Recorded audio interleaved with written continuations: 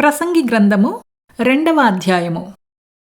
కాని నిన్ను సంతోషము చేత శోధించి చూతును, నీవు మేలుననుభవించి చూడుమని నేను నా హృదయముతో చెప్పుకొంటిని. అయితే అదియు వ్యర్థ ప్రయత్నమాయెను. నవ్వుతో నీవు వెర్రిదానవనియు, సంతోషముతో నీచేత కలుగునదేమనియు నేనంటిని. నా మనస్సు ఇంకనూ జ్ఞానము అనుసరించుచుండగా ఆకాశము క్రింద తాము బ్రతుకు కాలమంతయు మనుష్యులు ఏమి చేసి మేలు అనుభవింతురో చూడవలెనని తలచి నా దేహమును ద్రాక్షారసము చేత సంతోషపరచుకొందుననియు, మతిహీనత యొక్క సంగతి అంతయు గ్రహింతుననియు నా మనస్సులో నేను యోచన చేసుకొంటిని. నేను గొప్ప పనులు చేయబూనుకొంటిని. నా కొరకు ఇండ్లు కట్టించుకొంటిని, ద్రాక్షా తోటలు నాటించుకొంటిని. నా కొరకు తోటలను శృంగారవనములను వేయించుకొని వాటిలో సకల విధములైన ఫలవృక్షములను నాటించి తిని. వృక్షముల నారుమల్లకు నీరు పారుటకై నేను చెరువులు త్రవ్వించుకొంటిని. పనికత్తెలను సంపాదించుకొంటిని. నా ఇంట పుట్టిన దాసులు నాకుండిరి. యెరూషలేమునందు నాకు ముందుండిన వారికంటే ఎక్కువగా పశుల మందలను గొర్రె మేకల మందలను బహువిస్తారముగా సంపాదించుకొంటిని. నా కొరకు నేను వెండి బంగారములను, రాజులు సంపాదించు సంపదను, ఆయా దేశములలో దొరుకు సంపత్తును కూర్చుకొంటిని. నేను గాయకులను గాయకురాండ్రను మనుష్యులిచ్చయించు సంపదలను సంపాదించుకొని బహుమంది ఉపపత్నులను ఉంచుకొంటిని. నాకు ముందు యెరూషలేమునందున్న వారందరికంటెను నేను ఘనుడనై అభివృద్ధి నొందితిని. నా జ్ఞానము నన్ను విడిచిపోలేదు. నా కన్నులు ఆశించిన వాటిలో దేనిని అవి చూడకుండా నేను అభ్యంతరము చెయ్యలేదు. మరియు నా హృదయము నా పనులన్నిటిని బట్టి సంతోషింపగా సంతోషకరమైనది ఏదియూ అనుభవించకుండా నేను నా హృదయమును నిర్బంధింపలేదు. ఇదే నా పనులన్నిటి వలన నాకు దొరికిన భాగ్యము. అప్పుడు నేను చేసిన పనులన్నీయూ, వాటి కొరకై నేను పడిన ప్రయాసమంతయు నేను నిదానించి వివేచింపగా అవన్నీయూ వ్యర్థమైనవిగాను, ఒకడు గాలికి ప్రయాసపడినట్టుగాను అగుపడెను.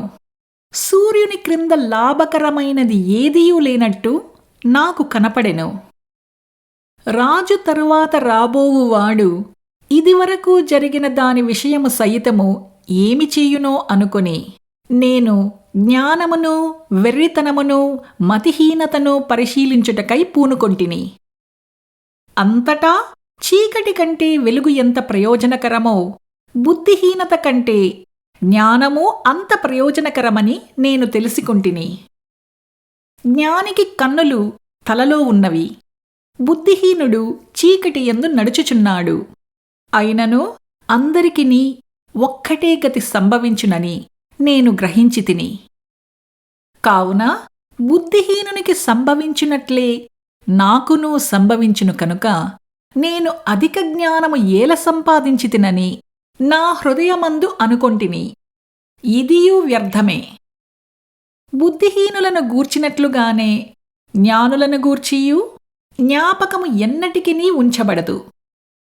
రాబోవు దినములలో వారందరునూ మరువబడిన వారై యుందురు.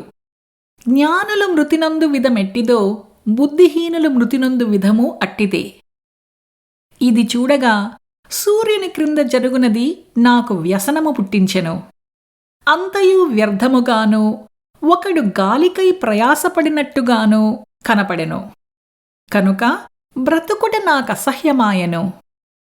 సూర్యుని క్రింద నేను ప్రయాసపడి చేసిన పనులన్నిటినీ నా తరువాత వచ్చువానికి నేను విడిచిపెట్టవలనని తెలిసికొని నేను వాటి యందు అసహ్యపడితిని. వాడు జ్ఞానము కలవాడయ్యుండునో బుద్ధిహీనుడయ్యుండునో అది ఎవనికి తెలియును?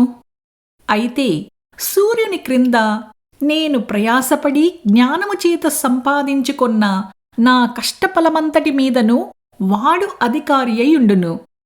ఇదియును వ్యర్థమే. కావున సూర్యుని క్రింద నేను పడిన ప్రయాసమంతటి విషయమై నేను ఆశ విడిచిన వాడనైతిని.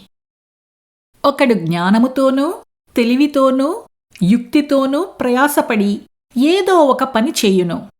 అయితే దాని కొరకు ప్రయాసపడని వానికి అతడు దానిని స్వాస్థ్యముగా ఇచ్చివేయవలసి వచ్చును.